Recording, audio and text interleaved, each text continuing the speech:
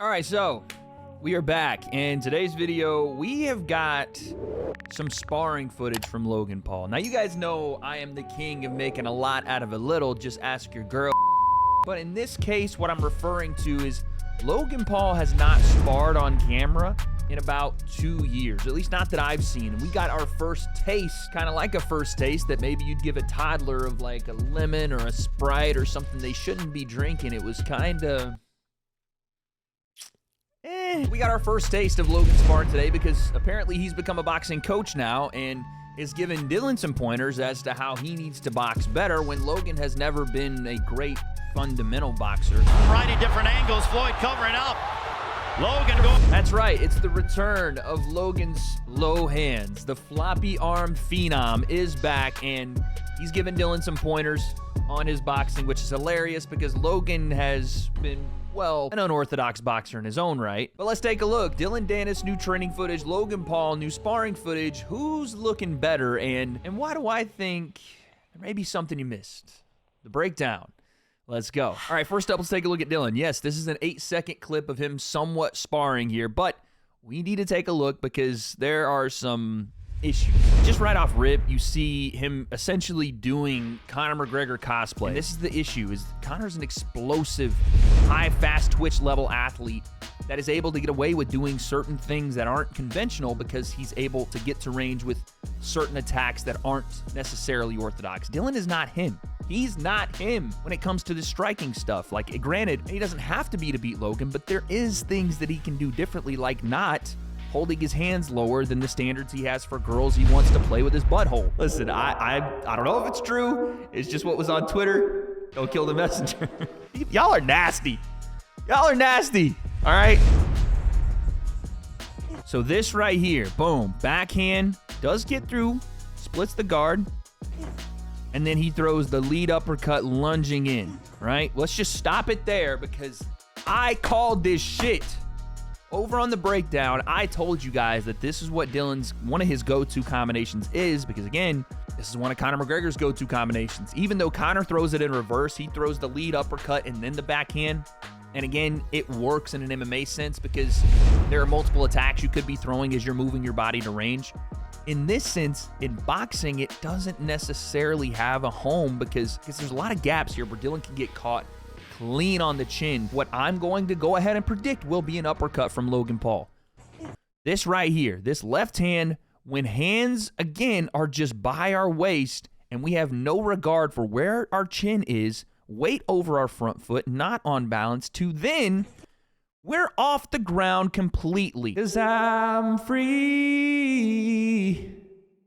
Oh yeah, I'm free falling.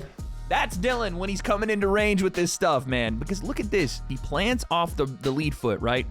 Lead foot is the plant foot. He then jumps off the ground with the lead uppercut. Body goes completely stiff and upright like I do when a fat booty walks into a room. And then he lands on the back foot to the front foot. Yes, he's able to gain range. Yes, he's able to move forward with a guy that's just keeping his high guard here. But Logan decides he wants to take his head, slip outside of that punch, right? Outside, uppercut, underneath. Dylan is dead to rights here. Or let's say Logan wants to slip inside of this punch. Overhand over the top. Slip, boom, overhand over. Dylan is also dead to rights here. I don't even mind that Dylan's attacking coming to range. I just don't like the lackadaisical nature of it. Because, of course, no, he's not a good boxer, but there are things you can do to minimize that. You can put your high guard up and work your jab behind it. This is just telegraph. So then he gets here, throws the body shots. Did he just hit the side of the turnbuckle? It's just rough, man. So he gets to range, plants, and still coming forward. Chin leading the dance here. Goes arm punch, backhand, hits the side of the turnbuckle with the lead hand, but still rakes across the body. Again, the idea here, I'm not super upset about. I'd like to see Dylan go to the body. I'd like to see him try to chop down that big freaking monstrosity of a human that Logan Paul is. Even here, where he shoves out of the clinch, right? This is where Dylan should stay. Body weight and control. This is something that he knows better than Logan does. Utilize this to change levels, get under or over, whatever it is, and work the body from the clinch. Not shove away and then try to go back to it. Because in these little moments where he shoves away and goes back to it, I think Logan is going to have the possibility to either slip out of the back here or be able to return punches here. And again, just slapping arm punches from range. Look at the space here. This thing could catch him more clean than the freaking documents filed in the New Jersey District Court. This is not good for Dylan, man. All right, so Logan is already doing his homework on Dylan, right? Already breaking down the body shots. He got to the breakdown before I did. That's crazy. Logan Paul, the new W.A.D.E concept. I'm being replaced. It's a gunshot, kid. Not surprising. Dylan doesn't take boxing serious. He got Velcro gloves. He don't even lace up. He got Skechers on his hands. You box like you put together sentences. You can't. Yeah, I mean, that's a good angle for Logan, the stuttering stuff, which again, I think Dylan has some sort of speech impediment. I'm not sure, but I'm pretty sure that there's at least some portion of that because that clip was wild. But let's see again Logan's boxing, because that's what I'm interested in. Let's take a look here. So Logan again just offers a bit of a stiff, unorthodox style in his boxing. That uppercut is one of the weirdest uppercuts. Like, there's some things that are right about it, right? The transfer of weight, but it's almost like he just lets the arm go, which is fine. You know, it's works for some people, and that uppercut does land. But I just feel like he doesn't get the benefit of actually sitting down on this shot with weight underneath him. Like, look at his back foot's not even on the ground. But I just imagine if his feet were planted, he was really able to change, boom, boom, and really throw that uppercut.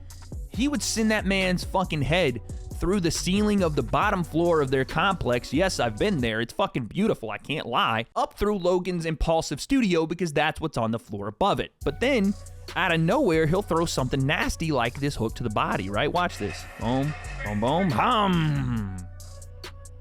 It's a good fucking shot. Not a gunshot like Logan said. Didn't sit down into it, but he did get some nasty twist on this hook.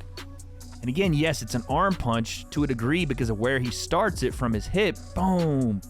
But look at that rotation in this hip here. Again, he doesn't sit down and transfer power from that back leg, but that's what makes this so fucking crazy, is that Logan is still able to generate that kind of power just essentially off his lead leg. There is no transfer of weight there.